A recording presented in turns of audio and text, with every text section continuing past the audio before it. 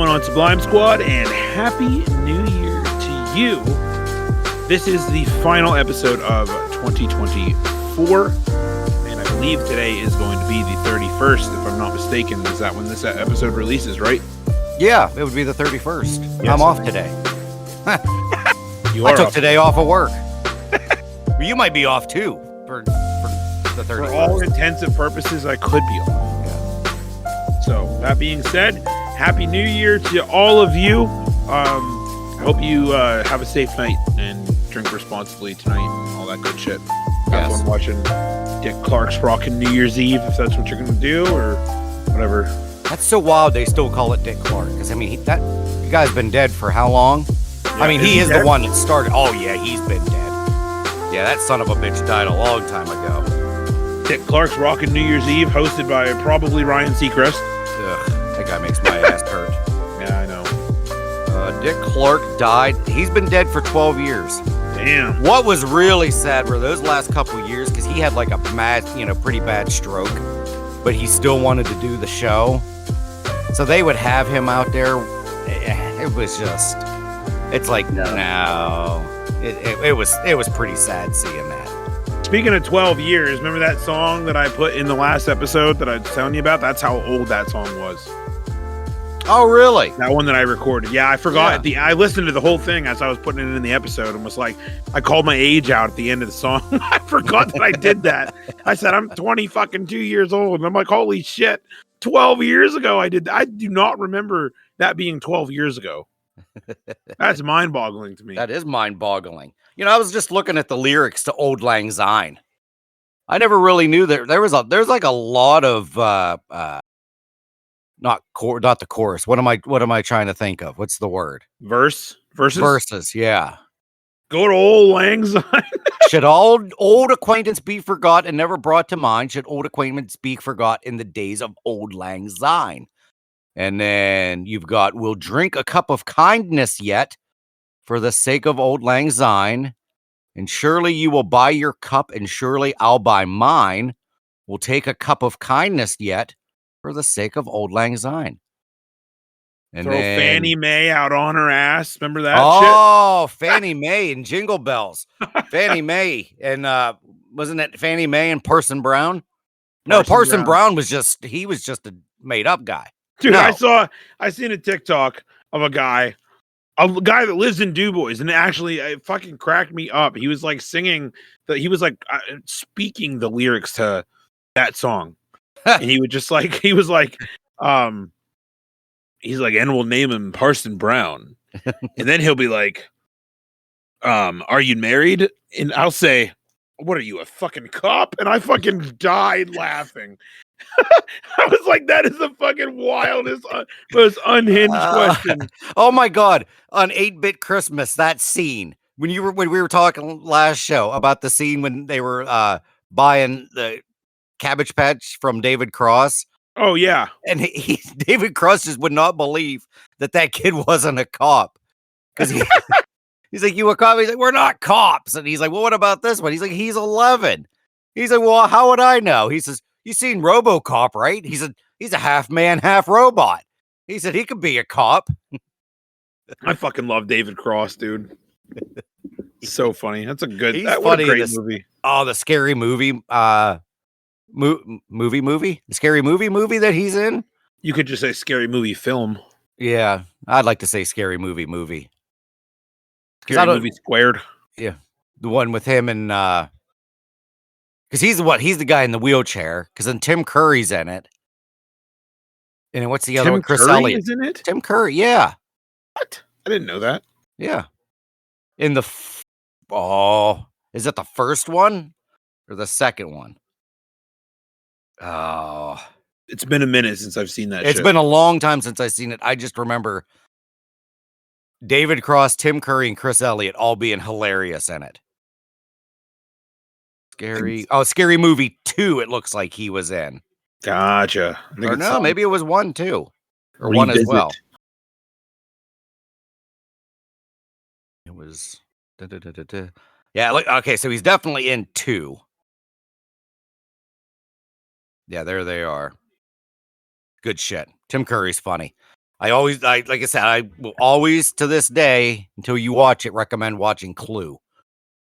Oh, I need to watch it. Yeah, Yeah. there was an anniversary of that was just the other day. Yeah, just last week it was Clue Day. It's a great movie. God damn, is it good? I'll give it a shot someday. Give that a shot. Give Die Hard a shot before Clue. Ugh. Please. Don't huff. Just do it.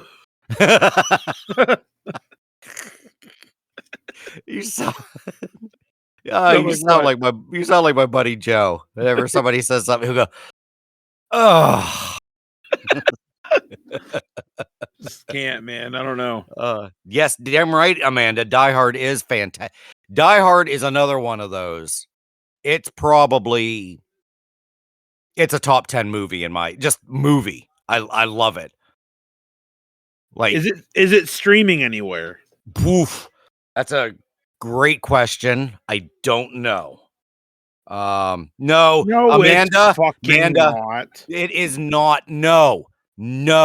Amanda just said that it's a Christmas movie. It is not. No. God damn it. All right, you know what? I mentioned earlier in our group chat about Amanda being on the list. She's on the list now. That's all it's called, is the list. It's apparently it's streaming on Hulu, so oh, okay. Maybe I'll watch it on New Year's Eve.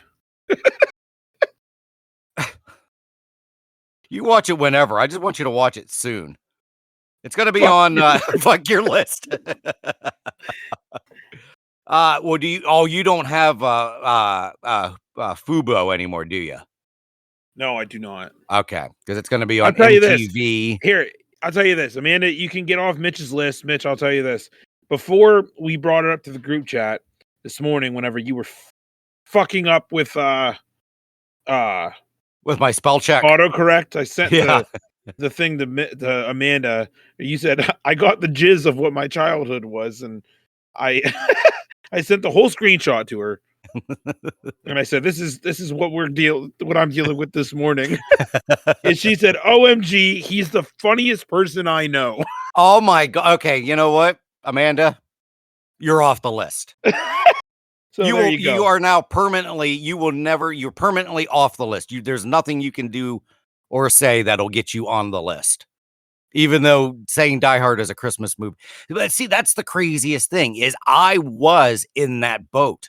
I was in that Die Hard is a Christmas movie for the longest time. There's old Facebook posts of me saying that it is. And then I don't know what happened. It was just like a switch hit. It was nobody said anything, to sway me. It was just my own mind that I was just like, I think it was like a day in May that I watched it and I'm like, wait a minute.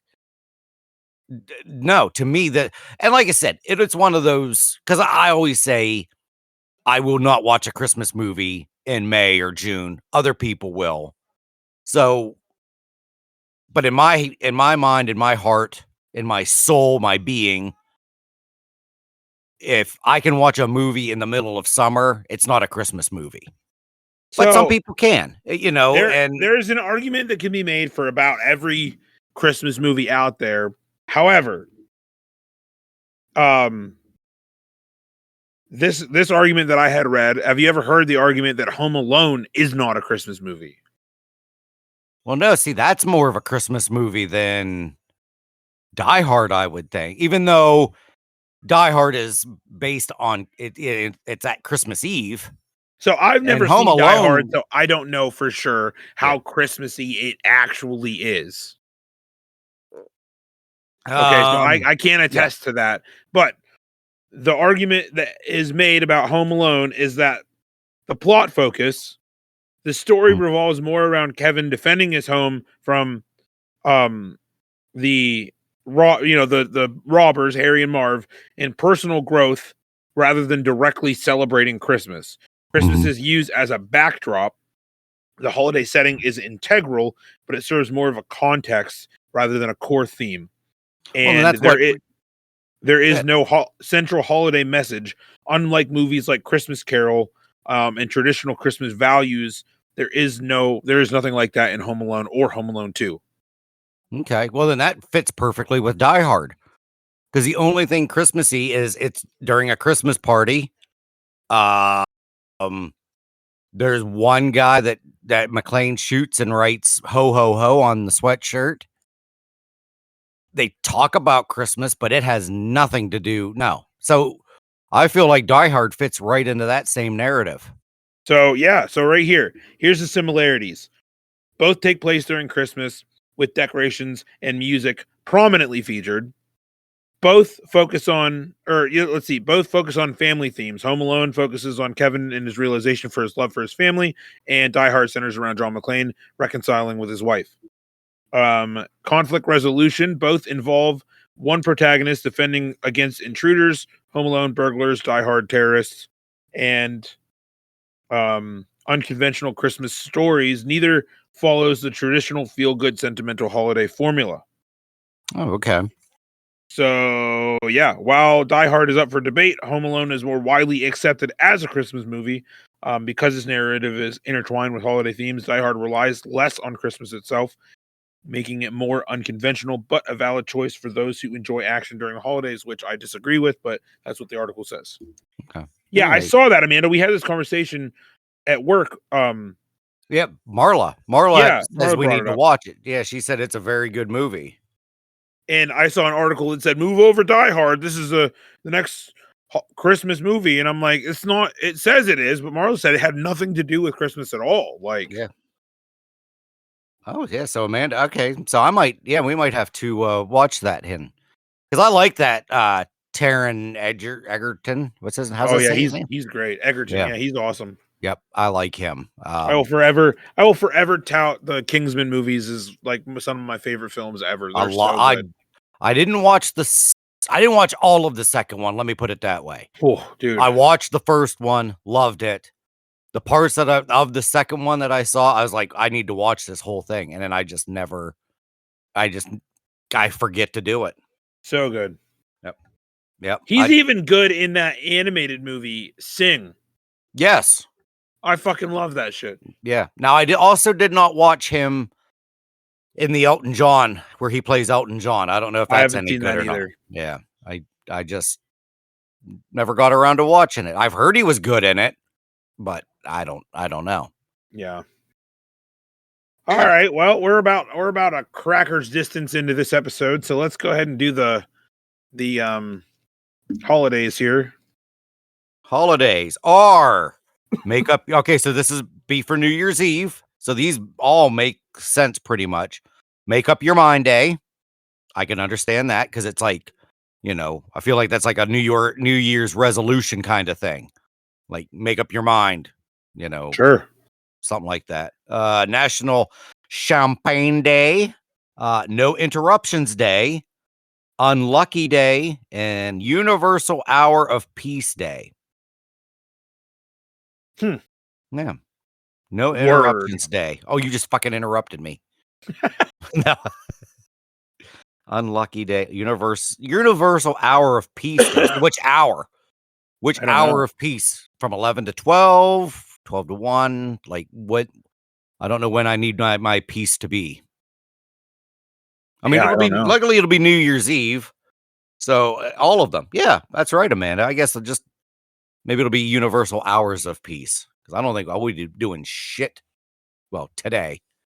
We're not ones to go out. We've never, like all my life, I've never gone out for New Year's.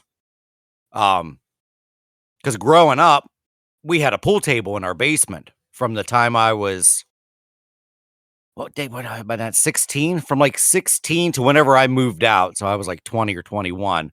So we would just have New Year's Eve parties at my parents' house, and we would just have pool tournaments and all this other shit. So there was no reason to go out. And then, I don't know. After that, it was still just one of those, just never really went anywhere for New Year's. I'm with you. I've never really gone out for New Year's. Yeah. Yeah, I've never had a desire to. Oh, Amanda, you've been to Times Square in New York City. Oh, I bet you that had to have been. I always feel so bad for I guess I don't say I feel bad for them. I mean, but I kind of do, because you kind of feel like you're kind of just stuck there. And what if you got to piss? Right. And plus some years it's colder than shit. And then you got the rainy nights, and yeah, I'll be anxious to hear this story. I'm sure it was. She says it's awful. Yeah, I don't think I'd ever want to do it. Well, so I can't wait to read this news story. Yeah, this is quite the headline. So I'm gonna. What the fuck? wait! Oh, I don't want to use my laptop because we know what happened last time. Never mind. I got a little carried away. Yeah, you go ahead and you start this shiz here. This is crazy. So this is from the New York Post under Weird But True category by Ben Cost. We've read an article by Ben Cost before, I'm pretty sure. This was published December 18th, 2024 at almost the stroke of midnight.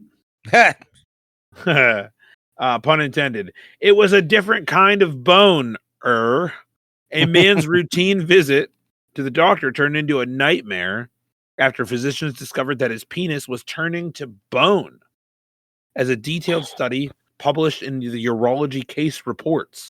The unnamed patient, who was in his 60s, had reported to the doctors for a trauma of the knee. Wow, good for him. Cockney. Yeah. Cockney. Per the study, during the visit, he also alerted medics of the pain in his penis. I'm sorry, but if I had pain in my knee and pain in my penis, I think I'd be asking about the penis first. Right. I think. I don't know. Okay. Well, I mean, the doctors usually be like, does anything hurt? Yeah, actually, my knee. And the penis hurts. My penis hurts. I would always be terrified. Like, I remember, like, when I was younger, I don't know why I'm admitting this, but I remember when I was younger, I thought that whenever I would go to the doctor, that the doctor would be like, oh, well, clearly we can see masturbation marks on your penis. What is that from? And I'm like, oh, shit. That's what I was terrified of. It's like, oh, man, look at all those friction. Look at that. You can see where your hand is every time. Like, I was so terrified that was going to be like they were going to be like, you've been had. Like, fuck. You're the only kid who's ever jerked off. What the fuck? Like, damn it. Well, I don't know if I ever told the story, but that one time I got caught. Oh, you got caught whacking it? One time. Oh, man. And I came home from school and I just said absolutely nothing to nobody, went straight upstairs and started going for it. And my mom walked in and was just like, holy shit. And then slammed the door. And I immediately was just like, oh my God, my bladder hurts so bad. And I was like, so the next week I was in the hospital with getting an ultrasound on my bladder because I was bitching and moaning about that. Oh my God. It made me drink so much water. I had to I was crying with tears because I had to pee so bad. And they made me drink I forget how much it was, 32 ounces. And I had to hold my urine, and man, it was sucked. All I could have said was I was jerking off and I would have been done and over with. But I was embarrassed. Oh man, that is awesome. Anyway, so the trauma of the knee. Upon examination, physicians didn't find any prostate swelling, unusual discharge, or any of the usual markers of phallic agony. Okay. So they conducted an X-ray to look for possible pelvic fractures, according to Live Science. Well, they use pelvic features. I say there's definitely gonna be one if they see it. Oh, yeah. There it is. Look at that. Oh wow. There's the X-ray. Actual the man's ossification. Wow. Yeah, you can see it. It's almost as clear as the bone. Yeah, I guess. What is? Well, it's his penis. Wild. Yeah. Well, yeah. I mean, I see that, but is it the one off to the side here, or is it the one? Yeah, if you're looking at it to the right. Why is it hanging off to the right like that? Doesn't yours hang to one side? Where the hell does yours go? No, mine does plus not. He's also hang. Laying there. No, he's probably got a. Well, you could just go straight down. It certainly doesn't hang that far. Well, he's also laying down. You got to remember. I mean, I guess. Yeah, they probably want it on his thigh. to get a picture, unless they want to slap it on his stomach. But maybe it doesn't move. I don't know if it can move. Yeah. Yeah, he definitely dog legs to the left there. So the Or images no, to the right. The images revealed a quote unquote hard truth. The patient had extensive plaque-like calcification along the length of his manhood. Damn. Doctors diagnosed this poor soul with penile ossification, in which calcium salts amass in the organ's tissues, forming an extraskeletal structure much like a bone. Oh, that chick is really surprised there in that picture. Yeah, I'd say. Yeah. Medics believe he could have suffered from Peyronie's disease, a condition which causes the penis to inflame and form scar tissue. Ah. With this diagnosis, the patient became one of just 40 patients to ever have this condition. Golly. Yeah, I would be playing the lottery, bro. Yeah, how about it? Unlucky or not. Fuck. Despite this anomaly down under, I hate news articles, bro. Come on. Just say it. Why do you got a joke? Jeez. Despite this anomaly down under, the man declined further examination or treatment of the penile petrification. Oh my God, these people are assholes. Ben is a dickhead for doing it. I just can't Anomaly stand it, down man. under, penile petrification. I mean, the whole fucking article started off with boner. Yeah. But still. Which is generally remedied via topical medicines, injections, or oral painkillers. The condition can also be treated through shockwave therapy, where doctors use sonic pulses to break down the calcified mass. Oh, yikes! I wonder what that would feel like. Shockwaves in your dick? Yeah, no, I'm not interested. That might actually be hot. I mean, maybe. I don't know. Like hot as in arousing. The patient's abrupt departure left the cause of his calcified phallus unclear. I also think that the word phallus is funny. Phallus is kind of a funny word. However, medics believe that he could have suffered from, like Mitch said, Peyronie's disease. And the hardened plaque reduces flexibility and can cause the phallus to curve. Oh, there you go. Yep, there it curve is. during an erection or appear shorter when. Oh, wow. That would be a shame. This can lead to baby, don't worry dysfunction. About it. Trust me, it really is. It really is long. Don't worry about it. Oh God, Amanda, I am not clicking that link. No. No, she just sent it. What did it say? Bentcarrot.com? Yeah, I'm not. No. Okay. I'm terrified. You go ahead and read. I'll do it. All right. This can lead to erectile dysfunction or pain during erections. I'm waiting for Mitch to just burst out laughing with something. Or other possible causes include metabolic disorders, late-stage kidney disease, repeated trauma to the penis, and even sexually transmitted diseases like a gonorrhea or a syphilis. So, just a lot of carrots in this website. Yeah, it's for a medicine called Boner Flex. No, it really isn't. It's called Xiaflex. It helps reduce the bend. There's a carrot. There's somebody playing pool asking what is Peyronie's disease. Let's see. 38,000 men. I can't believe that's what it's called. Bentcarrot.com. Yep. Find a urologist. Train. Yeah, it's for this medicine called Xiaflex. Wow. Yep.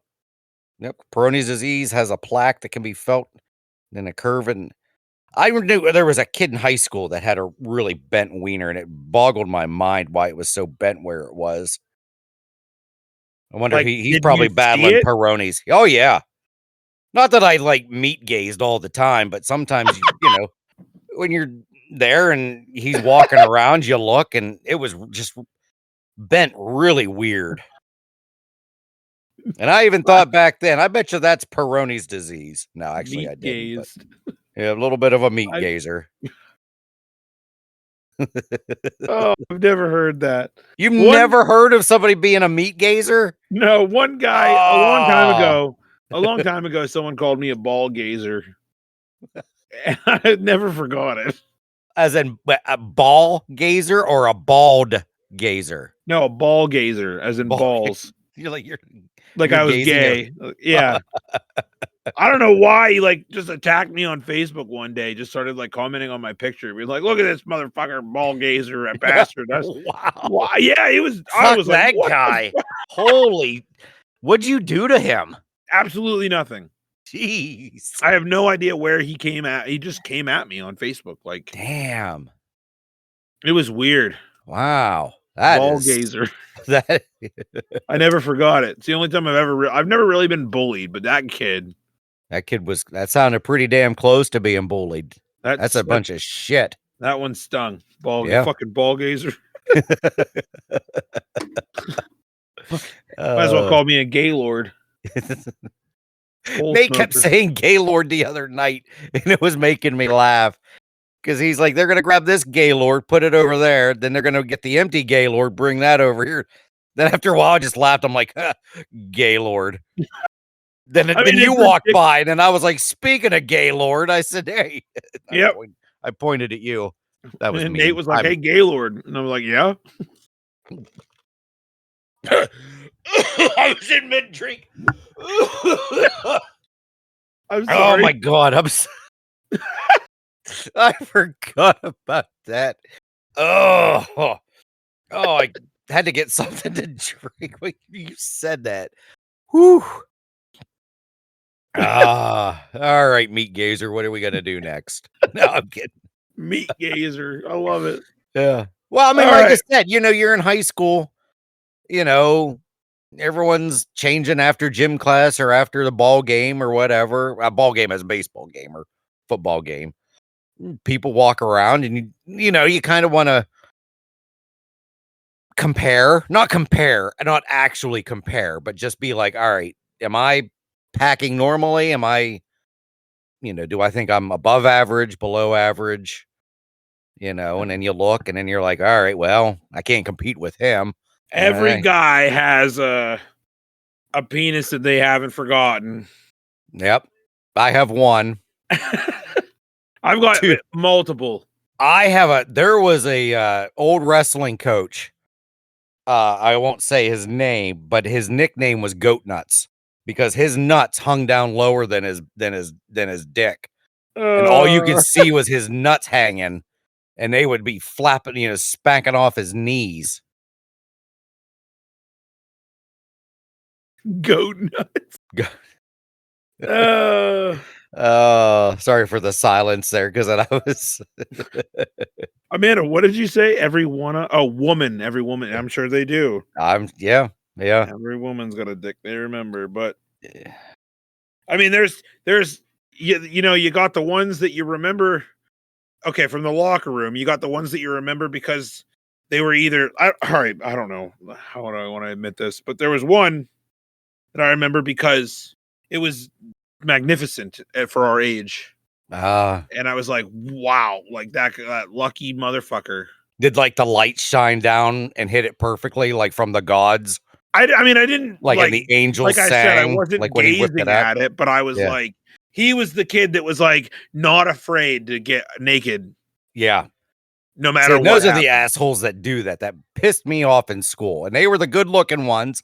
And the ones that you're like, as soon as you see it, it's like, well, how in the fuck am I going to compete with that? Like, yeah, exactly. They had already seen that one. Then the girl's going to see mine and be like, I'm out. Yeah, pretty much.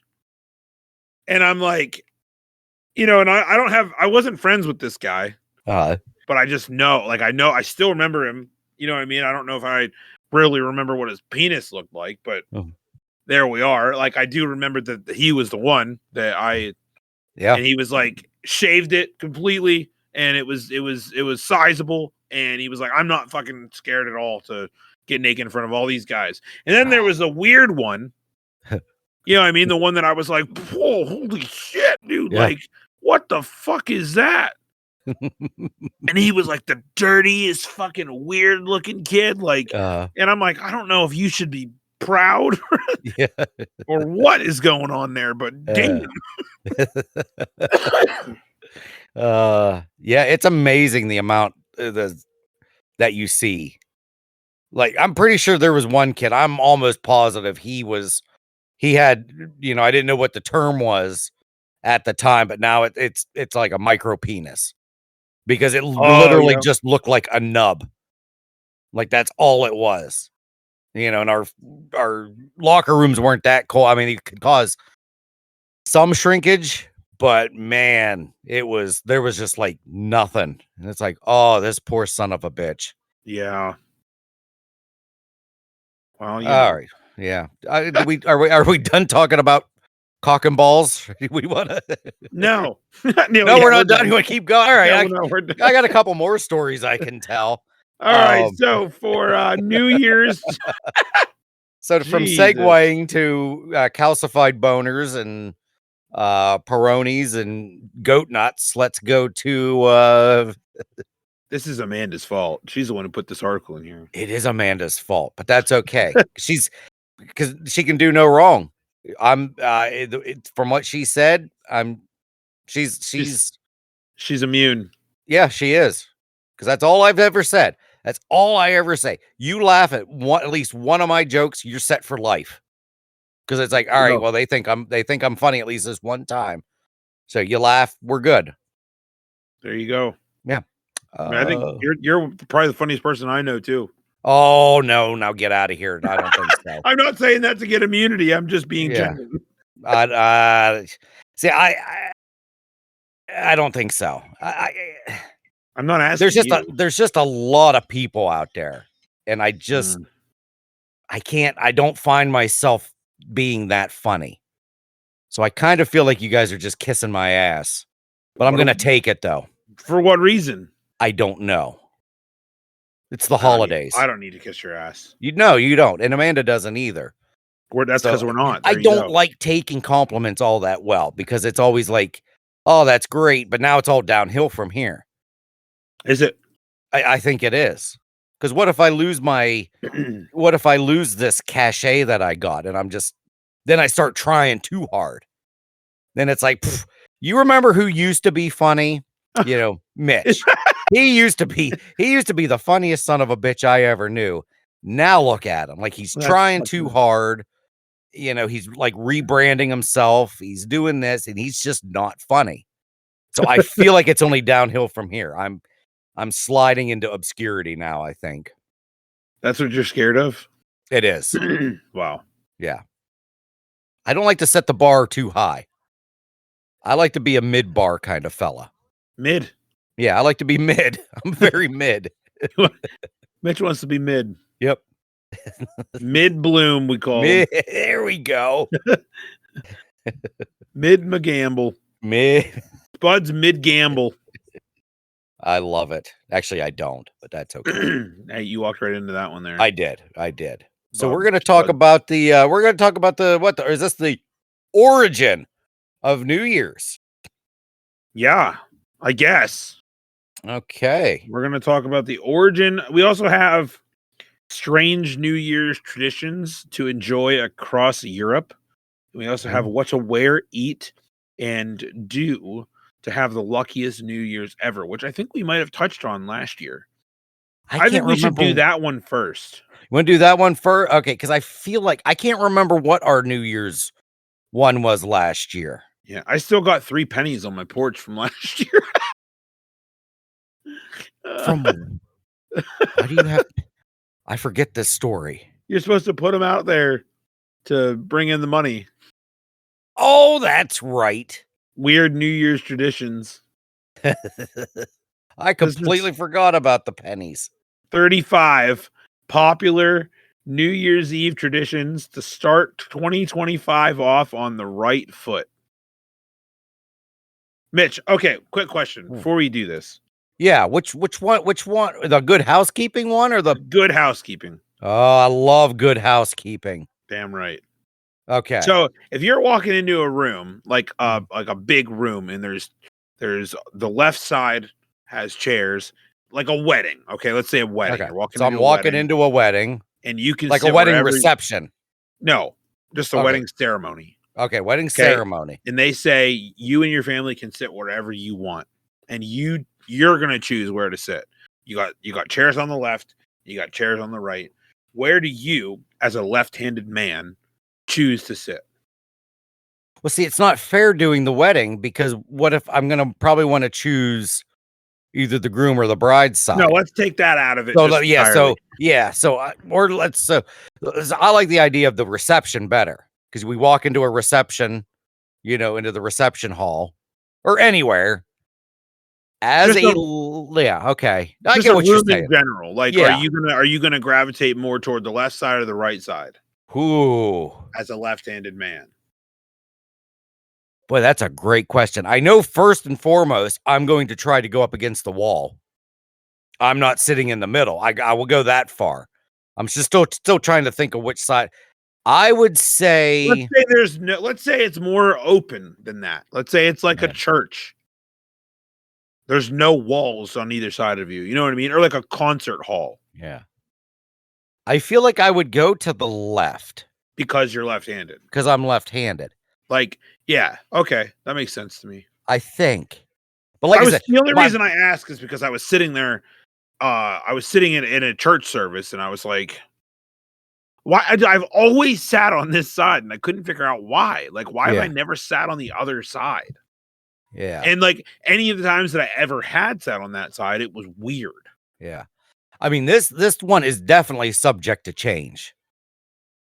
Only because I'm trying to think of instances where this has happened to me. Like I said, first and foremost, I'm going to try to find a spot where I'm not surrounded by people, where like I'm at an edge, like at the edge seat or edge, So if I scour, yeah, spot, yeah. So if I look around, but if I see like, okay, on the right side, I know I can sit and kind of be by myself, easily accessible to leave, then I'll go to the right side. Okay. Because that's first and foremost is how quick can I get out? I don't want to be surrounded by people. I've always been like an end sitter to begin with. Right. Which I don't think that's like I would think that a lot of people would be like that. I don't know. Maybe some people just don't care. I mean, it just depends on how long you're going to be there. Because I really don't give a shit. If I'm going to be there for like an hour, whatever. I'll sit wherever. I don't care. Yeah. Like, I don't need this. There's no security for me in being in an end. Yeah. See, now, like when we did the Deadpool movie, I wasn't 100% comfortable because I was in the middle. Oh yeah.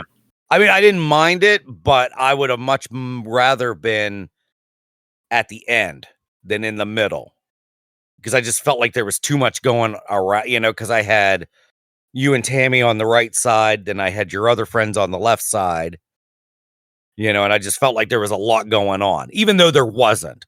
That's just the antisocialness of me that at times I felt overwhelmed, even though there was no reason for me to be it. It's just my own thing that I have to deal with. Sure. So, I mean, it was still a great time, but that's just for like an opinion, or an example. Especially, plus if I have to piss. Well, there's no problem. There's more than enough room. But like at Clearfield Theater, where it's a lot more confined and, you got to get up and everyone else has got to get up, stand up with you, and every time you scoot, you got to apologize. I think about that ahead of time too. Yeah. Yeah. So there you go. Hopefully that somewhat answered your question. Yeah, I just, like I said, I always gravitate toward one side, and I always thought, like, why do I do that? Yeah. That's why. There you go. Now we know. Now you go to one side. I may or may not go to one side. I'm just not 100% sure what I do. See, whenever you enter the break room, you always sit in that one spot, which is to the right. So I wasn't sure. Yeah. Well, but no, it's going to the left because the way I come in, there's the seats to the left and to the right. If I'm walking down, it's I'm to the talking left. for lunch. Oh, yeah, for lunch. I don't know why I sit there. It was one of those, I sat there my very first night, and then I just felt like I've always had to sit there. And it's really weird. So if you walk into the first entrance coming from the plant floor, that's to the right. You're right. It is to the right. I thought you meant when we're for the shift meeting, because then I go to the left for the shift meeting. See, that's okay. Well, So I that do answers the too. question. I'd go either way. I'm bi. I would go either way. It doesn't matter. Oh man, you're so lucky. I don't take things out of context from this show. Fuck. But Like that perfectly explains it, though. So yeah, You know, because both times I'm coming in the same door. Shift meeting, I sit to the left. When we go to eat, I sit to the right. So I'm nonpartisan, bipartisan. bipartisan. Yeah, I'm just bi. Oh man. there's a it won't make any sense. I'll just tell the story later. There's a part of Bob's Burgers where a guy's wearing a shirt and he's like, I like this shirt. It's bisexual. And his wife's like, you mean unisex? And he's like, it's the same thing. It's a bisexual shirt. It's not bi-direction, but they're okay. I like that word. Bi-directional is how Amanda says it. I'll just say I'm bi. It's funny because back in the day, there was like, I was like, I'm going to take clips from the show. You know what I mean? And then they're going to be hilarious because Mitch says like random one-off things. And that would be one of the things that I would do. Yeah. Was that. But there was another one that I found way early on. It's just a clip of you just going, I don't do magic. Why would I have even said that? Oh my God, it made me laugh so hard. Oh man. I don't know why I took it. I like went and specifically edited it out, put a clip in. It's like 10 seconds long. It's just you going, I don't do magic. Oh man. Sometimes I listen to it if I'm having a bad day. Just that clip. Wow. See, I don't understand that. I wonder why I said that. Because have you ever seen a guy do like magic, like card magic tricks? Like literally like right in front of you? No. Oh my God. I don't remember. It would have been let's see, probably 8 or 9 years ago. It was still when I was at SMP. And we did something. So they took us all out to dinner. And so we were at that Toasted Monkey in Clearfield. I don't know if you've ever heard of it. Okay. And we're sitting there eating. And then just for some reason, this dude came over and he's like, you guys want to see some card tricks? And we're like, well, who the fuck are you? But still, we're just like, all right. And it blew my mind because I'm like, all right, I'm going to focus on this guy's hands. Because I'm sure this is what card tricks are. It's, what do they say? Sleight of hand or whatever. And I could not figure it out for the life of me. My mind was blown. They said I looked like a little kid. I was just grinning from ear to ear watching him. That's so funny. Yeah. Yep. He did like, it was like 10 minutes worth of card tricks. And I was like, okay, he won't get me. And sure as shit, he got me. Some part of me wants to awesome. believe that we were talking about Magic the Gathering or something, and you were like, I don't do magic. That sounds more about it. God, maybe that's it was what funny you were, though. Yeah. It was real early on. I was like listening for clips or something, and I heard that was like, fuck yeah. You're like, no, I don't do magic. I'm just like, all right, Mitch doesn't do magic. No, that's where we're standing. That's my stance. Oh, it's funny. I'm a bi magic hater. That's right. The only reason I thought of it's because you're just like, I'm bi. Like, damn. Could really take this out and just, blackmail you with it. Pretty much. There's a lot of blackmailable stuff I think I say on here. Probably. Since I'm kind of glad some loved ones don't listen to this show. I mean, what do you have anything worth blackmailing over? I don't think. Yeah, Yeah, I'm pretty lame when it comes to that. that's okay. Yeah, yeah. All right, so here we are. Good housekeeping. 35 popular New Year's Eve traditions to start 2025 off on the right foot. Some holiday traditions are new and trendy, but when it comes to New Year's Eve traditions, a few traditions, I hate that. Just Ew, what? Yeah, they say traditions way too. That's a lot of. That's saying traditions a lot. Isn't that called like a run? Not a run-on sentence, but it's redundant, is what it it is is. redundant. That's awful. Who Jeez wrote Louise. this? Marissa Lascala. Fuck you, Marissa. All right. Anyway, so when it comes to these traditions, some of them go back to the days of yore, as we like to say around the Sublime Squad fam. New Year's actually dates back centuries. Historians estimate with origins in ancient Babylon. Babylon. Obviously, Wow. obviously, Obviously. Wow. How traditions full of have come yourself. and gone in the 4,000 years since. Thank God for that. Yeah. But one thing is clear: we sure love marking the end of one year and the beginning of another with a lot of ceremony. I wish I said ceremony. Yeah. Have a little bit of an accent to it. Little, Ceremony. yeah. That'd have been Croissant. very hot. I'm not saying M- croissant. McDonald's. I fucking love that Like, video. ooh, I would like some of your McDonald's. So funny. Fuck. All right. For those looking for something new to do with their families, here are some of the New Year's Eve traditions from around the world. There are a lot that involve food, including what to eat to make a year more prosperous, to make revelers live longer, or to make 2025 a year of abundance. Others try to maximize luck and chasing away bad fortune by whatever means necessary, including buying lucky charms, performing certain rituals, and wearing certain clothes, down to the underwear. There are a few that focus more on prognostication, whatever that means, and looking for signs about the year to come. Yeah, prognosticator. That's like, yeah, like the future. Groundhog Phil. He's called the prognosticator of prognosticators because he's telling the future So, of the weather. like Amanda said, fortune telling, like that. Yeah, yeah. Why just say fortune tell? Why are we talking? Well, that's like you. You sometimes like to say really weird words. No, That's it's like, not that. That's weird. yeah, it is weird. And when you do it, it's weird. I wouldn't go that far though. She just used the thesaurus thing.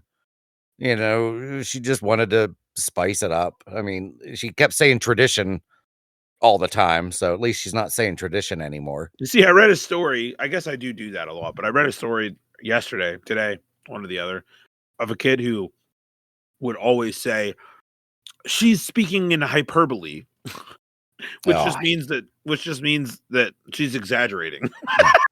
And I think that's funny, but I would hate that never word. say that. I hate that word, hyperbole. You ever listen to um oh fuck. Yeah, that's What the fuck is his name? He's a comedian. I don't know. Doesn't Can't remember. Yeah, it doesn't narrow it down. Can't remember his name right now. But anyway, he said that's the first time I ever heard. He's like, oh, I'm not very good at saying words like epitome and hyperbole. He goes, to me, that would be the epitome of hyperbole. I thought that was fucking funny. I did that once. I did not know that's how you spelled epitome. And I was with, what was it? I think I was with a girlfriend at the time, and I was reading something, and I'm like, something. I'm like, epitome? She looked at me, she's like, epitome? I was like, oh, fuck you, bitch. I'm like, it looks like epitome. Oh man. Yeah. Oh, Brian Regan is his name. Oh, I love him. God, Yeah. he's funny. Well, The epitome of hyperbole. That's one of his epitome. the epitome of hyperbole. That's great. Funny. That's like Uh, you the other day, and I'm like, hey, check out this movie, and I'm showing him Black Doves, and he goes, Black Doves. But it at the time when I'm reading it, it looked like does, and I was like, oh, doves. Black Doves. So confident. I was fucking dying. Or like that in what was that story you said about Cards Against Humanity? Oh, my sister. She was reading something and she's like the Nazis. Oh yeah. We're like, what? She's like, Nazis? And she looks at it. We're like, oh, like it's Nazis. She's like, oh, I didn't know that's how it was spelled. Yeah, we had one of my other friends said the same thing when she's looking at the card. She goes, what are boogers? And we were like, oh, I was like, that's boogers. She goes, oh, it's like fucking hilarious. Boogers. Anyway. Oh my God.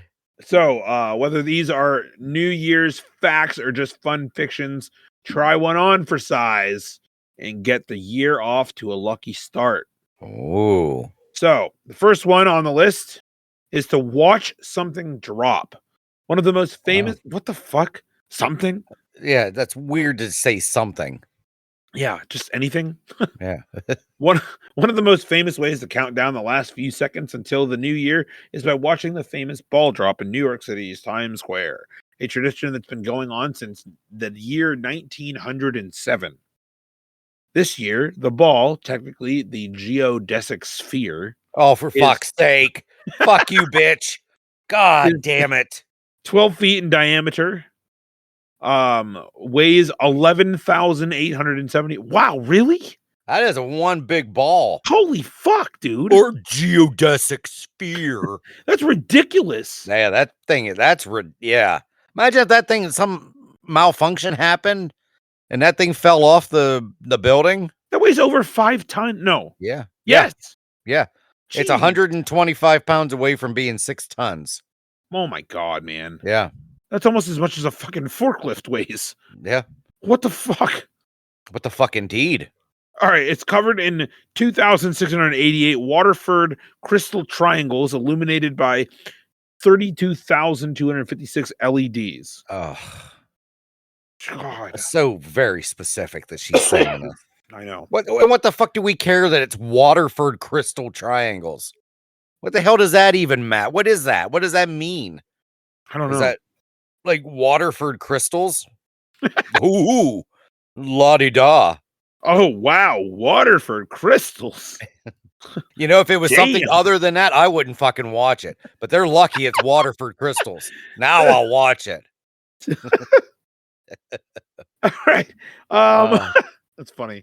While that's probably the biggest and most well-known of the holiday's dropping objects, it is not the only one. In Atlanta, Georgia, they have used a giant peach. Oh, because Georgia's the peach state. Yeah. Yeah. Plymouth, Wisconsin, they use a big cheese. Kennett Square, Pennsylvania, uses a great mushroom. Wow. And the New Orleans, in the New Orleans, they drop a fleur de lis, a big gumbo pot. No, formerly a big gumbo pot. Now it's the fleur de lis. You know what the fleur de lis is? Yeah. Yeah, you do. I'm sure. It's once you see it, it's like the it's got the thing and then the other things come out from the side.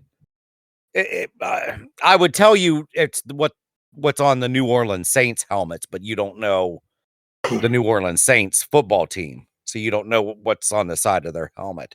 Right. That's the fleur de lis. I could look it up. I mean, this is a hot link, so I'll look it up real quick. Oh, it is a hot link. Yeah, once you see it, you'll know. There, Amanda's sending it right now. Look at that. Oh, there we go. Yeah. Oh yeah, I've seen that. Yeah, that's the fleur de lis. So that's a giant gumbo pot? No, it was formerly a giant. They used to do a giant gumbo pot. Now they do the fleur de lis. So now they drop this thing. Okay. Yeah, they drop. So no matter what the symbol is used, it does make for a dramatic countdown. Yeah. So you're supposed to watch one of those things drop. Okay. I wouldn't mind watching a big cheese drop, I guess. Sure. Yeah. I'll read the next one. You've been reading a lot. Gotcha. So now it's my turn, damn it. Oh, this was a stupid one that I picked. Well, maybe not. I don't know. So it says eat 12 grapes. In Spain, the tradition let me start that over again. Sorry. In Spain, the tradition is to eat one grape at each stroke of midnight. Ooh. Hope everyone is quick to chew and swallow since no one wants to start the new year with the Heimlich maneuver. How do you even measure that? How do I you don't- know? How do you measure a stroke of midnight? Well, because when the bell rings, isn't that what this because you once it hit midnight, it'll go bong, bong. So you gotta bong, you gotta eat a grape, then bong, then you eat another grape. That's each stroke. So it's Oh, almost okay. yeah. So like what a stroke is like every second and a half. Yeah. Yeah, like every time the bell rings. So that's why they say Interesting. yeah. So that's why they say you don't want to start getting Heimlicked. Let's see. Those who I'll get my do Heimlicked. Oh yeah, I'm sure you will. Hopefully. Well, okay. Those who do it are promised good luck for the next year if the rules are followed. Eating one grape at each of midnight's 12 o'clock chimes guarantees you a lucky year. If and only if you simultaneously ruminate on their significance, according to Atlas Obscura. If you this is so weird. If you fail to conscientiously finish your grapes by the time the clock stops chiming, you'll face misfortune in the new year. Wow. So if you're like, I'm gonna eat 12 grapes to stroke of midnight, let the game fucking begin, bro. And then Yeah. like you're like What if you just deep throat it? Like, what if you just swallow it whole? Do you I have mean, to chew it? Like, what are the rules? I mean, you don't want to get your Heimlicked, so Yeah. But I mean, I guess it depends on the size of the grape. I mean, I wouldn't deep throat a grape. It would probably get stuck. I mean, I But used that doesn't give you a to lot of swallow chewing. Skittles for fun. Yeah, but Skittles aren't bad though. Skittles are pretty small. Yeah, but I like to swallow them for fun. Yeah. Now I'm really good at dry swallowing. Jesus Christ. Do you mean just like swallow, just like stick it in your mouth and swallow? Yeah, like pills. I can't. Oh, can you dry swallow pills too? Yeah. Oh my God, you're crazy. It's always gets stuck on my tongue. And then it starts to dissolve, and then I can taste it, and then I start gagging. That's why that's why I used to practice with skits. Skits. Back in the day. Oh my God. Well, God love you. I can't dry swallow anything. You need to practice. Nah, it's too late for me to practice. It's never too late. Oh, for me, it's too late. I gotta have something wet in my mouth to swallow. Okay. So what was it? So that was it for the grapes. So you eat a grape at every chime, and if you don't, you're fucked. I guess. Yeah. Serious misfortune. Yeah. So the next one here is to jump 7 waves. Okay. So, oops. Oh. You're right there. Yeah, I'm good. Okay. So spending New Year's Eve on the beach sounds nice in and of itself, but in Brazil, it is believed that your luck increases if you get in the surf and jump over 7 waves, one for each of the divine spirits of the Ubanda religion. Revelers also get 1 wish for each wave, which is an added incentive. Okay. Yeah. Sounds like horseshit. It does sound like horse shit. But I mean, that's a Brazil thing, so let them do it, I guess. Yeah, whatever. Let's see. Next is smash a plate. I've heard of this one.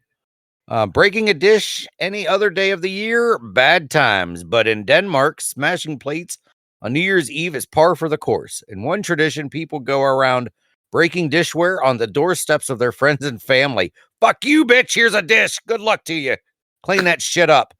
The more shards there are in front of your home the next day, the luckier and more well-liked you are.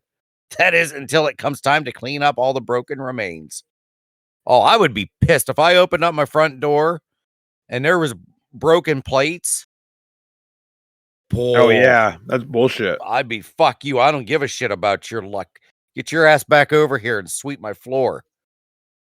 I mean, the more people that do it, the luckier you are. Fuck that. Dirty Yeah, Denmark. that's a weird one. I never heard that one. No. I thought I heard it until that. Or no. I'm thinking of the people when you got married and then they would they would stomp on like a wine glass or something and they'd say Mazel tov. Yeah, I'm thinking the wrong thing. Never mind. We're good. It's okay. Yeah. Jewish. Yep, that's it. They also do something like that in Greek weddings. They throw shit down. Did you ever watch My Big Fat Greek Wedding? That's a great movie.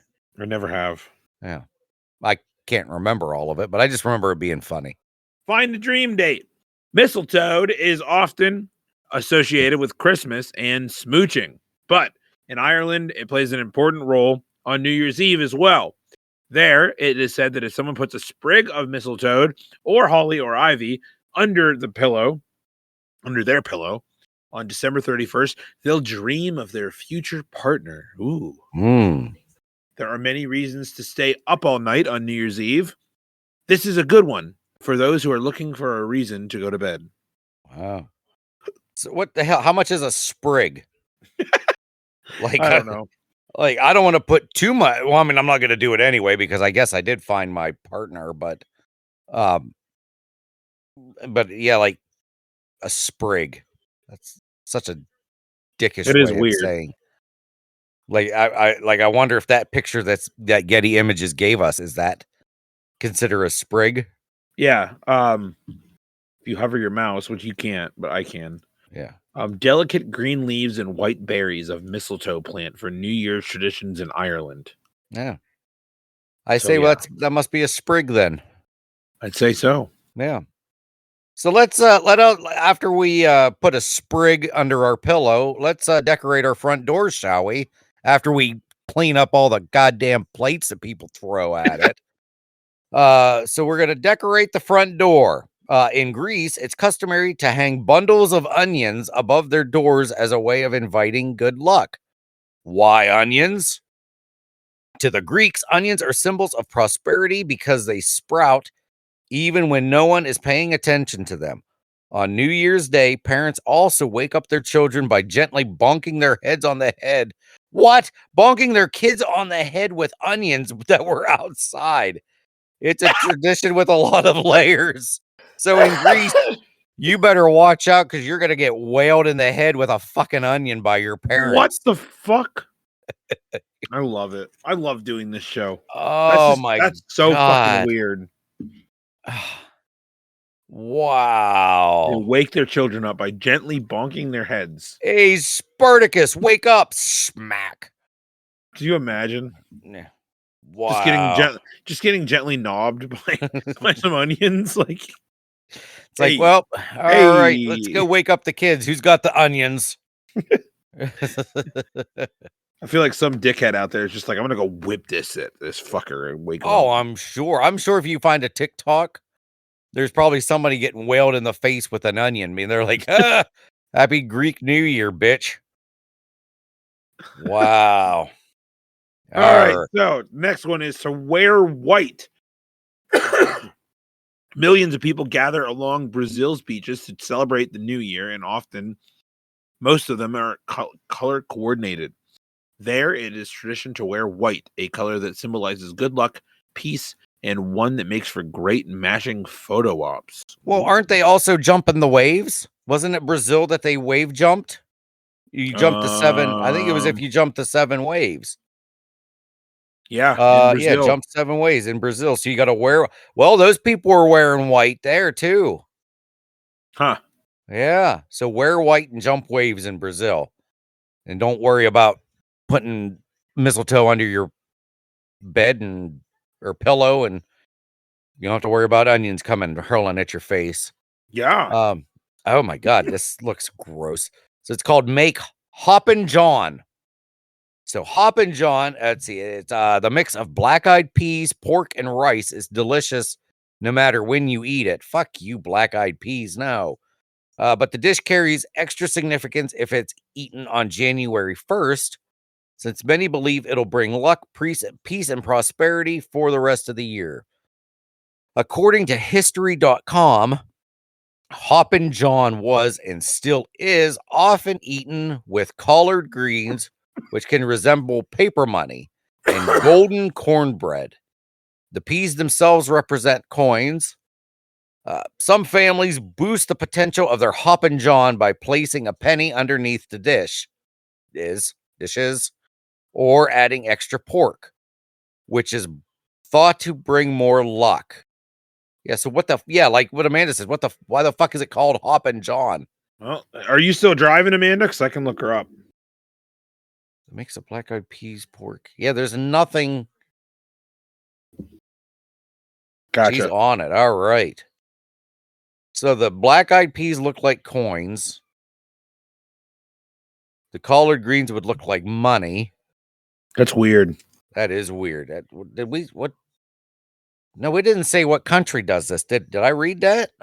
No, it doesn't have a country of origin. No, maybe it's just a thing. Just make it. Hoppin' John. Good old Hoppin' John. Look at that. Here's that. Good job, Amanda.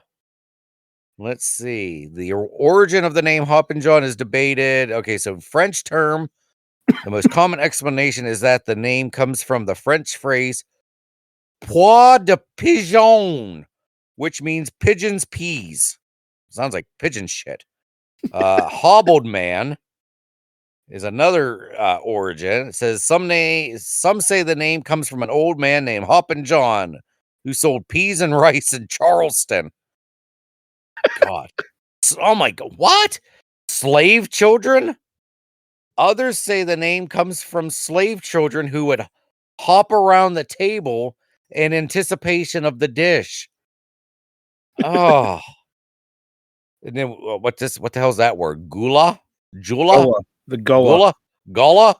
Another theory is that the name comes from a paraphrased Gullah version of the French phrase "pois pigeons," or what do we say? Pigeon's ass, pigeon's peas. And then Malay and Hindi words. Another theory is that the name I knew it was pigeon's peas. I just wanted to say pigeon's ass. That was funny. Okay, so another theory is that the name comes from the Malay word kachang, which means peas, and the Hindi word bhat, which means cooked rice. Wow, AI really fucked us on this one. That was funny. That poor slave children one was terrible.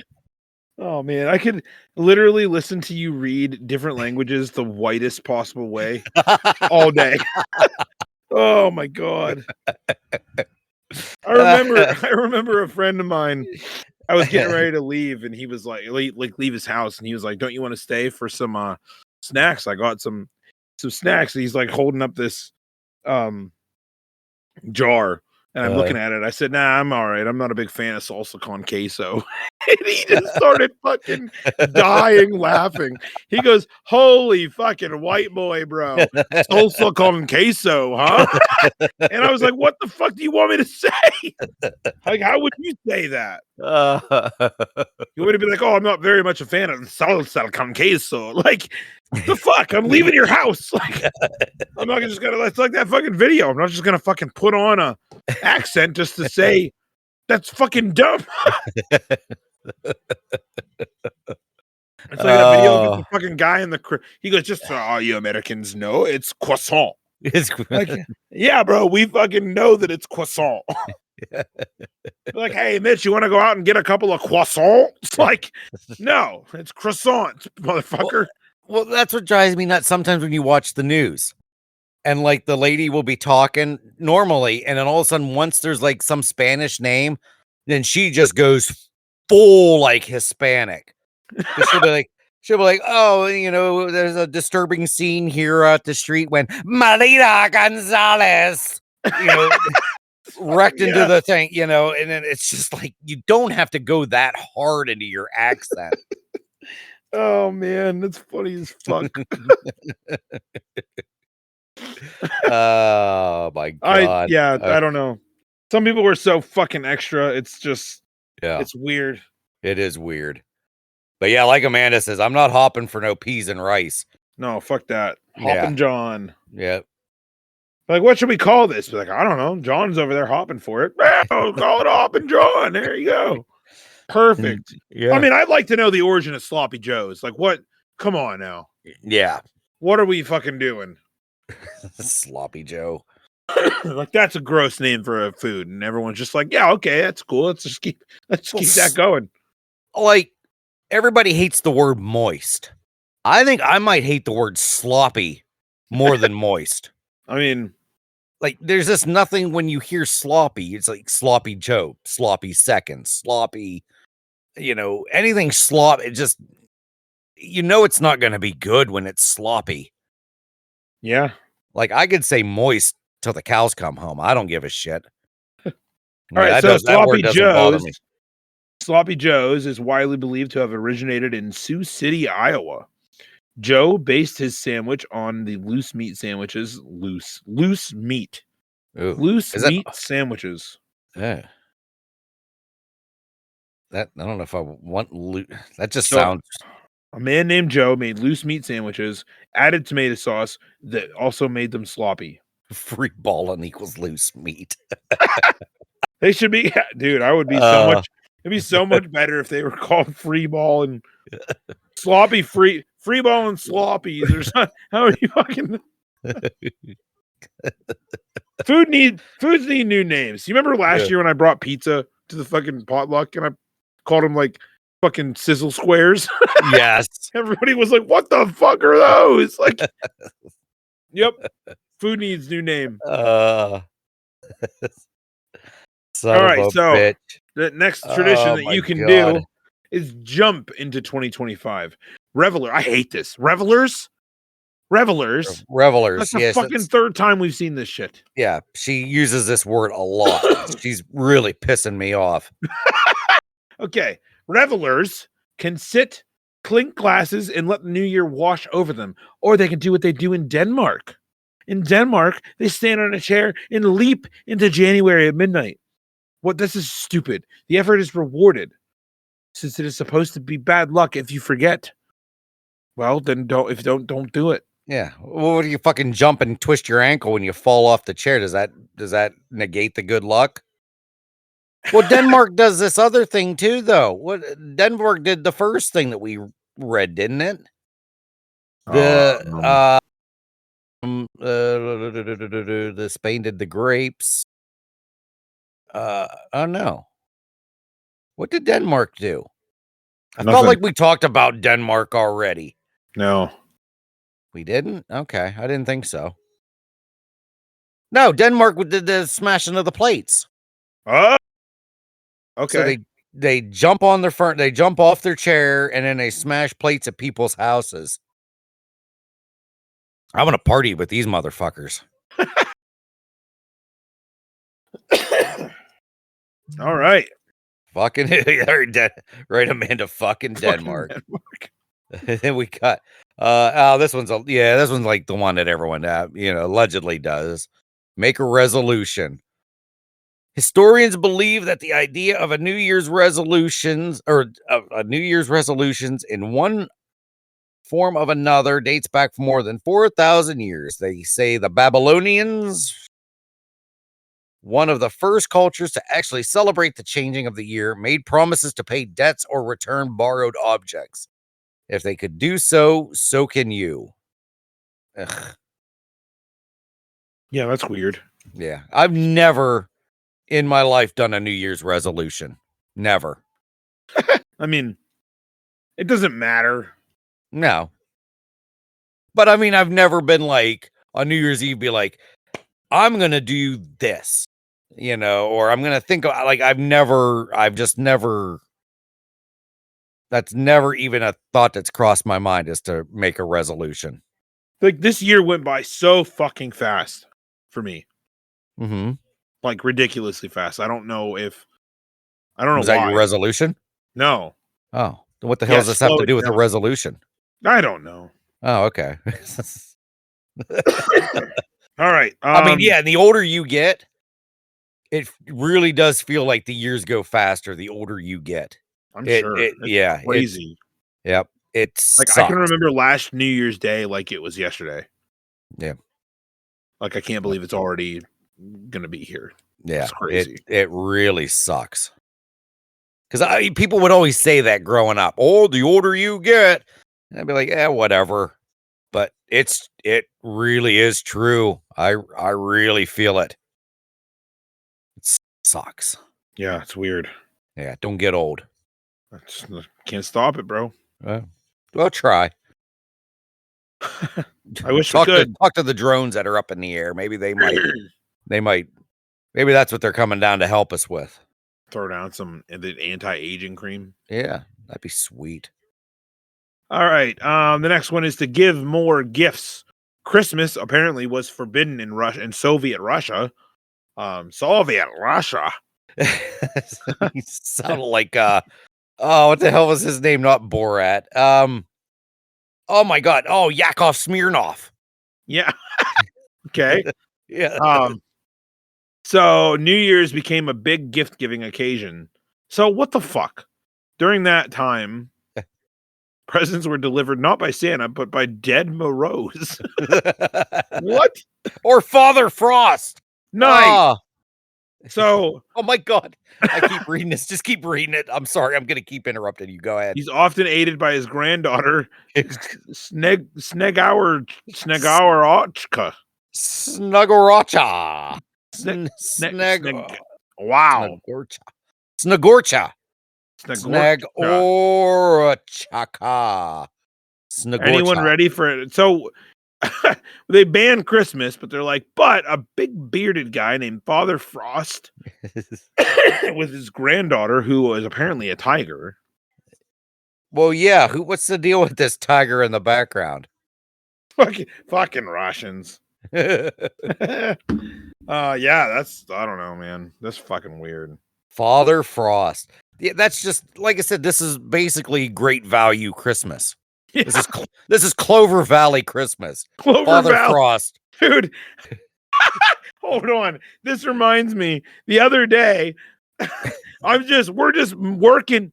We haven't spoken to each other for a good, I don't know, 45 minutes. And Mitch just walks up on the platform and he just goes, Clover Valley chicken nuggets. And I literally lost my fucking mind laughing for no reason at all. He just says it out loud. And I'm like, whoa, what? Well, it was one of those, it had been a couple hours. And then I'm just like, because I knew when I had the Clover Valley chicken nuggets and I was like, oh, these are just as good, if not better than Tyson. So it had just hit me when I was standing there. I'm like, oh, I need to go tell him. So instead of me being like, hey, guess what I had? It was just looked at him like Clover Valley chicken nuggets. Damn, what a fucking way to start a conversation. I was like, whoa, what the fuck is going on? I recommend them. They are slightly above mid. Dude. Slightly above mid. Yep, slightly above mid. Clover Valley. No, I just lost the goddamn article. Shit. No, that's okay. All right. I got the next one then. Okay. So the other thing you can do is kiss a loved one. When the clock strikes midnight, revelers are oh my god. She needs to fuck off with revelers. Revelers! When the clock strikes midnight, anybody that wants to are supposed to kiss someone that they love. It's not just about stealing a smooch either. According to the Washington Post, the tradition comes from English and German folklore, which believed that the first person with whom a person came in contact with that dictated the year's destiny. Damn. Revelers. Yeah. Revelers. Ridiculous. Very ridiculous. Okay, I'm back. All right, I'm happy now. Sorry about that. You're good. I couldn't talk, and I was kept going to the wrong damn article. Revelers. Let's see. Eat round foods is the next one. There are so many New Year's Eve traditions around foods, and lots of cultures say that eating round foods reminiscent of coins or money will lead to prosperity. She's saying prosperity a lot too, which is starting to aggravate me. In Italy, lentils serve the same function as the black-eyed peas and hoppin' john. And in the Philippines, it's customary to eat 12 round fruits, one for each month, to ensure a year of abundance and prosperity. She didn't write that, but I put it on there. Revelers. Revelers and prosperity. The fruits usually take center stage at the table for the media noche or the midnight meal. Doesn't that say nosh? Oh, is that how you say nosh? I don't know. Oh, maybe it is nosh. I guess, yeah, because I guess a nosh is the meal. Yeah. I like noche better. Media Noche. I think media nosh is better than noche. I mean, it doesn't. I clicked it. It doesn't say anything about it. Oh, okay. So it is whatever you want it to be. Nosh, noche. So yeah, just eat a bunch of round fruits. Hey, buenos nosh. Oh my God. All right. Here's the next one. Hold on. I think we got some incoming response from our producer. Oh, we do. It's just easier for me to say. So I think I'm not looking at it, but I think it's medianoche because that means midnight. Oh, mid-nosh doesn't make sense, but midnight.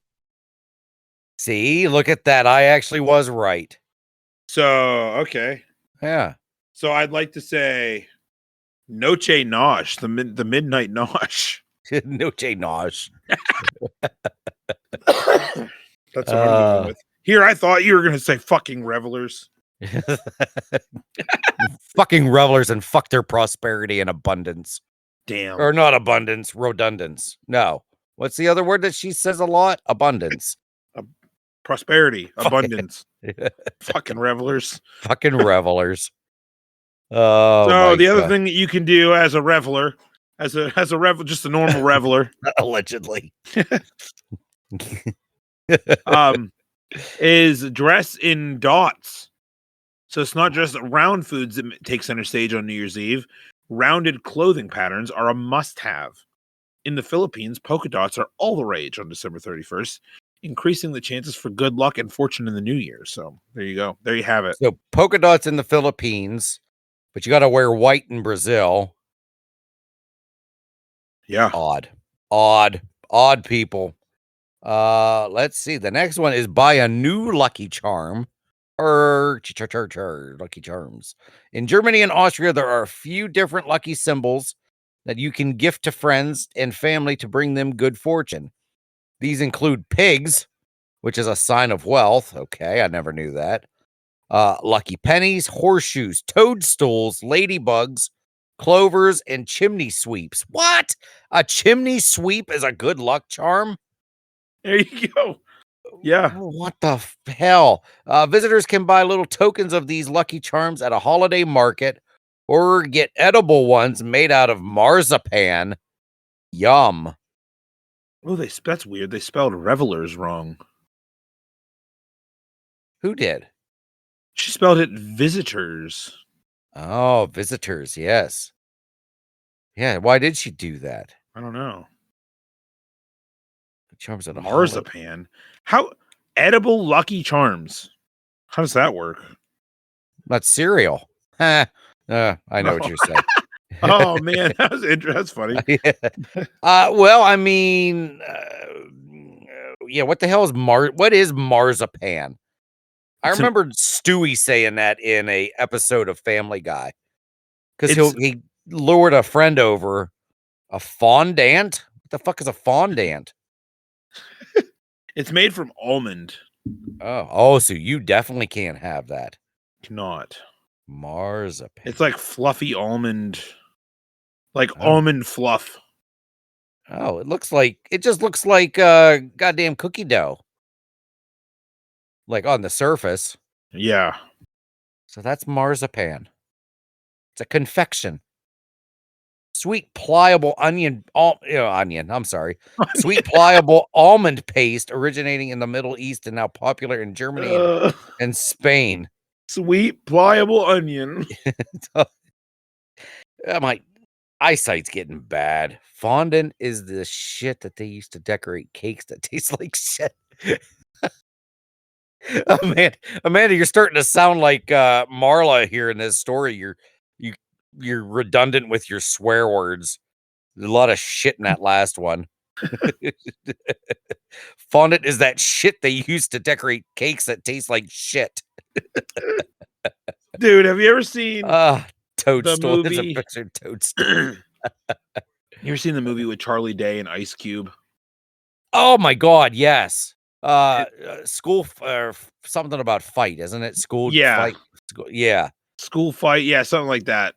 Anyway, there's that scene where he's like a teacher or whatever, and he swears to that security guard, and the guy's like, "Oh, can't swear." Yeah. And he goes, "Oh shit." Yeah. I fucking love that fucking scene so much. I think love Charlie Day.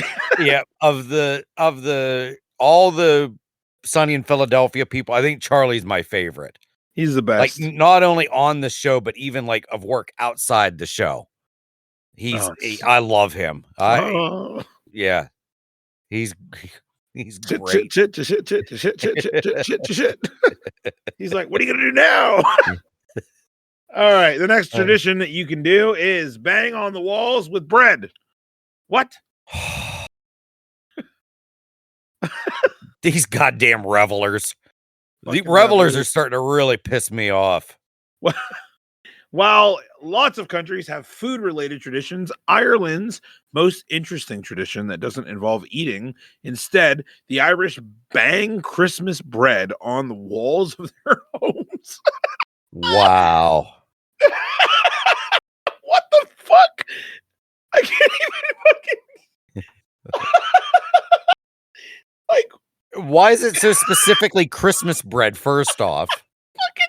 So you make bread. So they're making bread for Christmas. They're like, we're holding on to this bread for New Year's because we're going to bang it on the wall on New Year's. Because I'm going to read it because you're losing your damn mind here. So it's supposed to chase any bad spirits out of the house to start the new year off with a clean slate. Oh my God. That's so fucking dumb. Yeah. So they're back. Like Amanda said, they're going to get this stale ass bread, which is basically like going to be a brick. They're going to bang it off the wall. So the spirits aren't going to care what it is. But so if it's bread, then the evil spirits are like, all right, we're out of here. But if it's anything else, they're like, fuck you, bitch. I'm staying. You got stale bread. You got week old bread. We better go now. Imagine being a ghost with big plans. Just like, we're gonna get this fucking bitch. And she's just like takes out the bread and they're like, God damn it. Like, fuck. I guess we gotta go. Don't do it. Don't do it. Hey, don't you fucking bang that bread against the wall, you bitch. Don't you do it, Ethel. Don't you? I see that. You better not bang it. She's banging it off the fucking wall. God damn it, we gotta go now. Oh man, so fucking weird, dude. That I don't know why it struck me. It's so fucking funny, but holy fuck. And what happens on January 2nd? And then they're like, what if they forgot? What if they're like, hey, did you bang the bread off the wall yet? Oh shit, I thought you banged it off the wall. Fuck. Yeah, here we go. Like, so is the second, would it be too late? Like, are the spirits waiting until like midnight on January 1st? That's their new year. Because once it becomes midnight on January 2nd, they can haunt their asses off then. Right. Basically is what they're saying. Do you think that they account for leap year? Oh, absolutely. So spirits that are pre-leap year, they're like, this is already done. You know what I Yeah. mean? Yeah. They don't give a fuck about leap year. Oh man, that was fucking funny. All right. So after we're done banging the walls with bread, we're going to color code our underwear.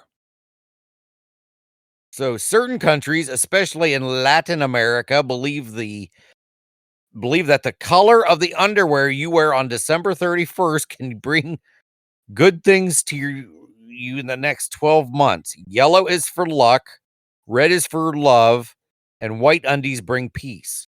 Just as long as they're clean and free of holes and skid marks. Or no, I guess it doesn't say in skid. I just added skid marks. Well, it does say clean. I know. So, well, yellow. if they're What clean, if you get white, yellow, and red underwear all at the same time? oh, buddy. Yeah. What if you piss yourself and you got a little bloody stool in there all at the same time in your white underwear? Now I like the way you're thinking, but Yeah. Jesus Christ. I mean, there you go. Yeah. Like, what if you pop a hemorrhoid? You know, then it's accidentally red. I mean, yeah. There's also.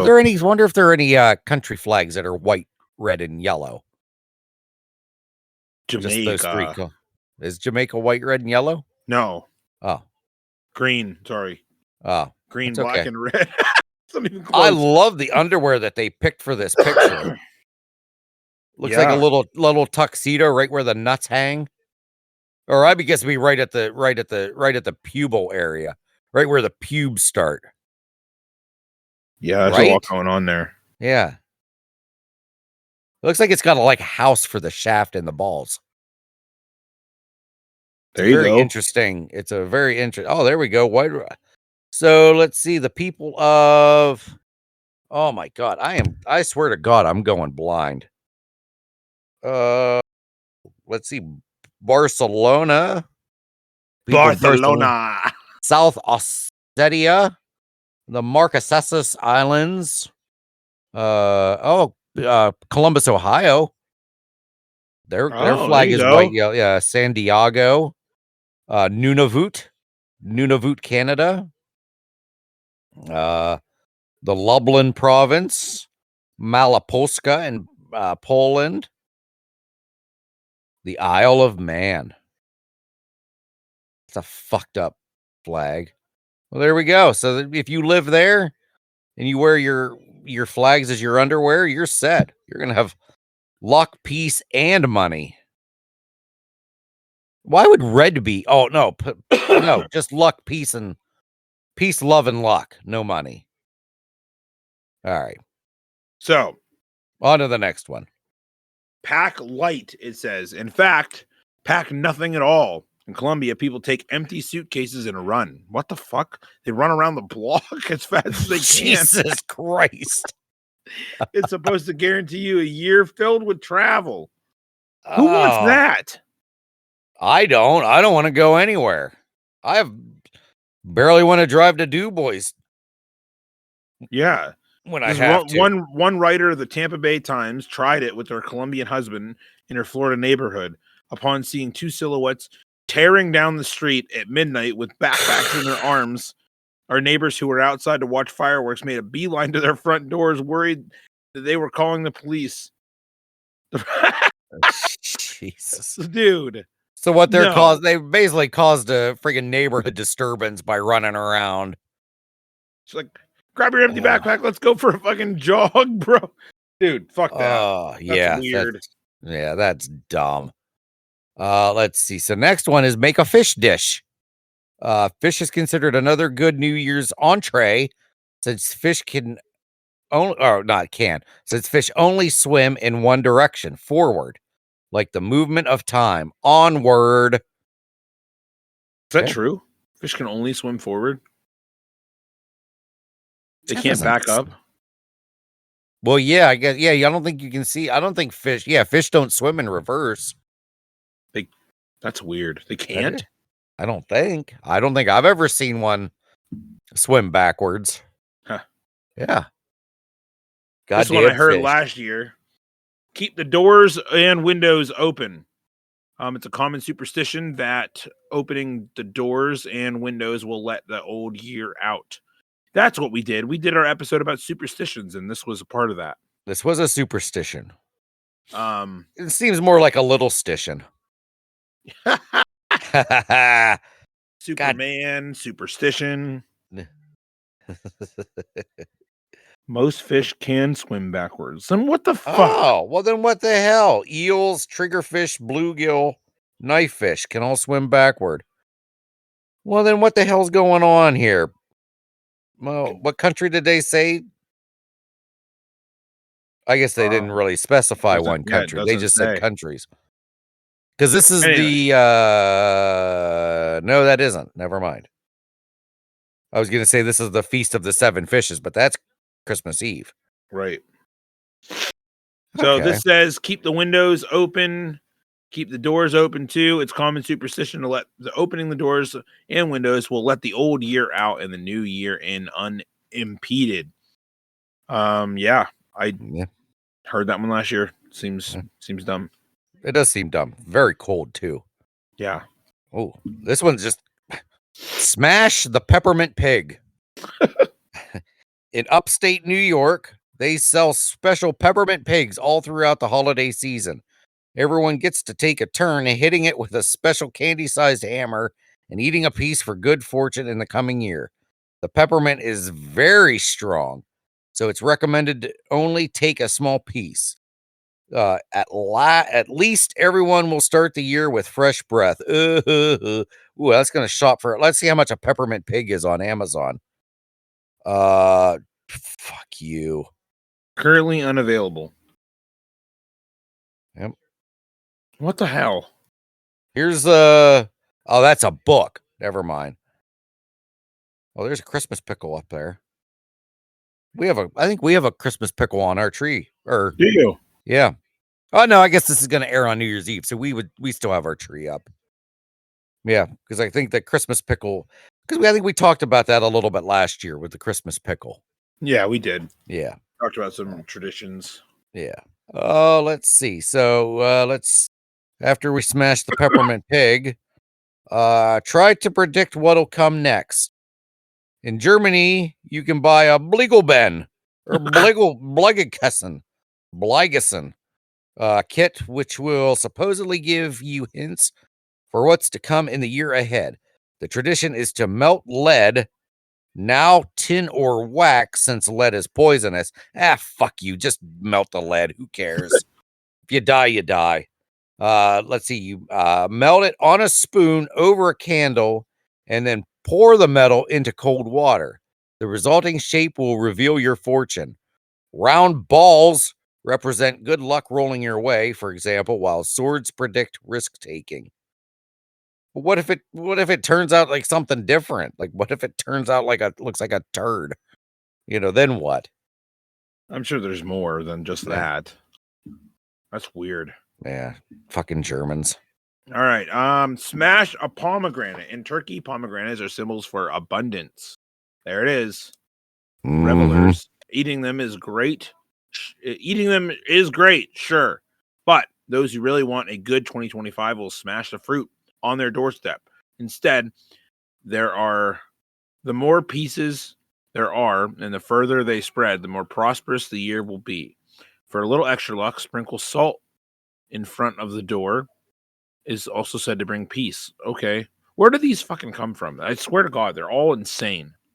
They are insane. It's just a bunch of drunk people, I think, just thinking of shit to do, or somebody saw somebody do something remotely close and they're like, yeah, let's just do this. And some of it, I think, is just a joke too. They're like, we're going to do that. We're going to say to do this.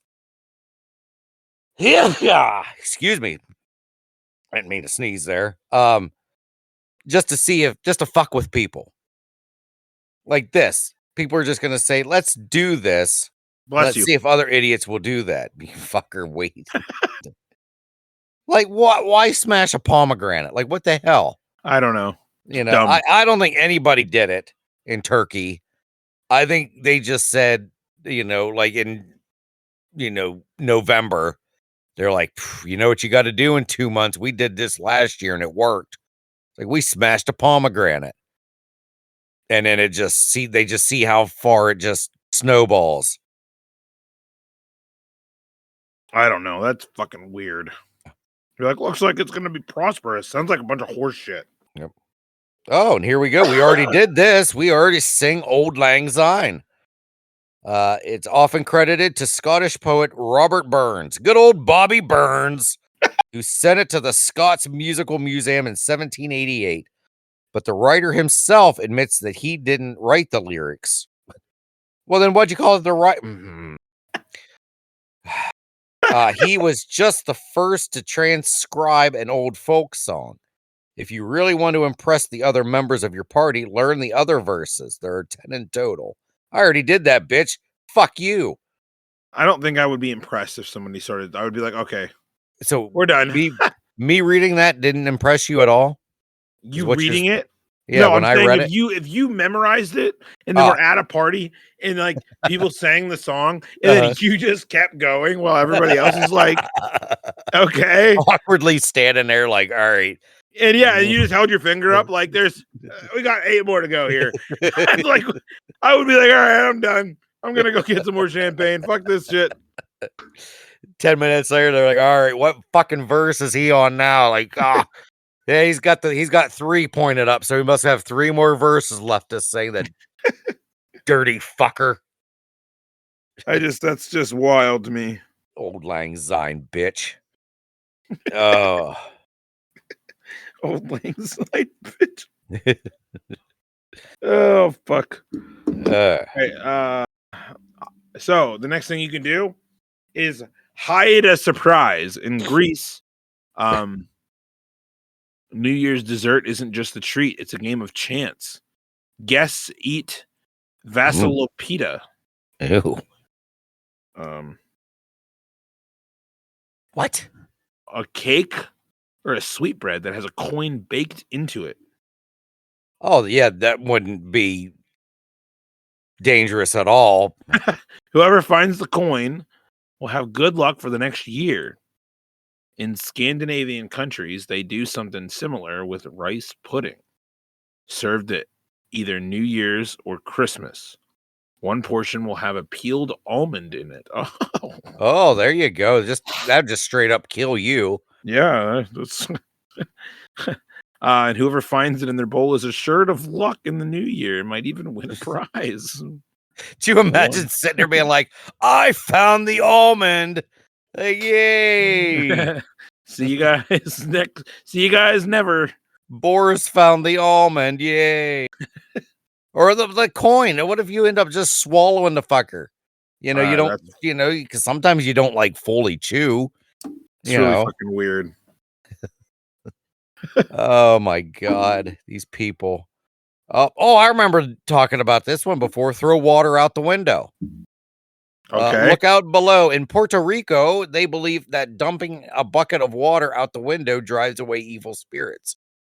If that seems a little too unfair to the people who might be passing by, Puerto Ricans also sprinkle sugar outside their houses to invite the good luck in, which is a little sweeter. Pun intended, in parentheses. Jesus. I feel like we talked about it.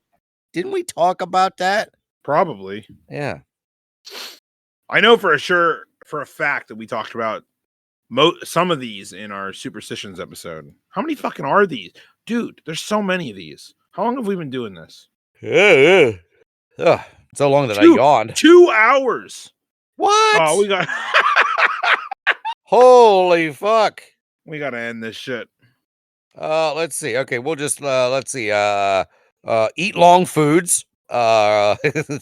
Listen for bells. Okay. Grab a potato. Is that like your balls? I don't know. Let's see. I got to read this one. In Colombia, it's possible to let potatoes predict the financial outlook for the next 12 months. The custom is to put 3 potatoes under each family member's bed. 1 peeled, 1 half peeled, and 1 unpeeled. Each person has to grab 1 without looking, and that will determine if the year is a good one for money, which is the unpeeled, a bad one, the peeled one, and half, the half-peeled potato.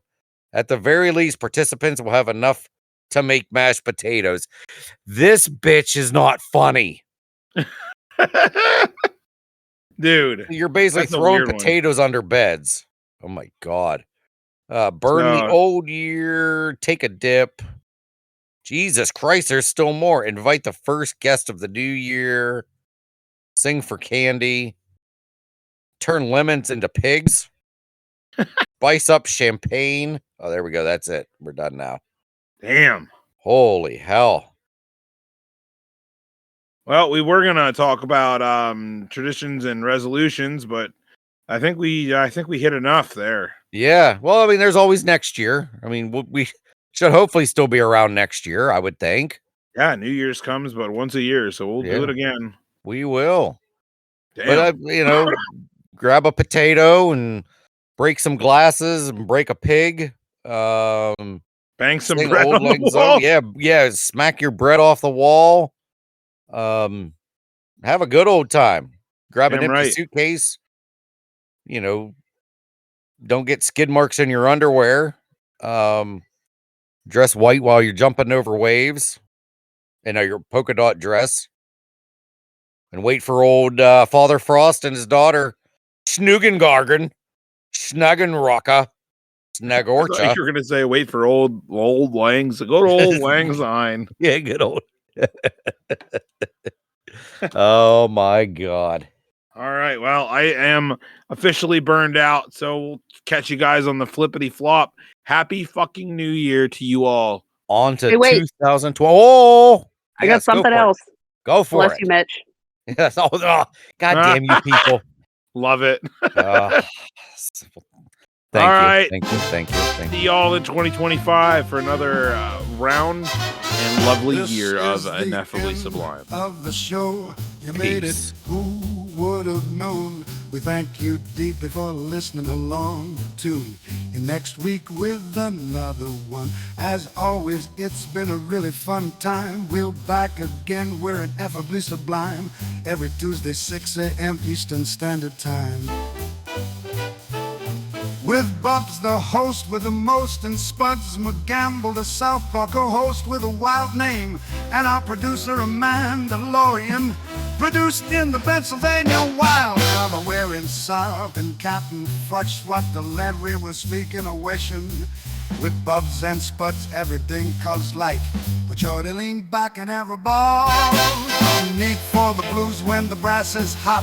When the saxophone sings, I shows the spot. So pour that rye and sway to the beat. Every episode a special treat. That sweet brew, feel the rhythm tight. With McGamble hosting every night. It's Ineffably Sublime, and while we find Bubs and Spuds bringing joy of every kind.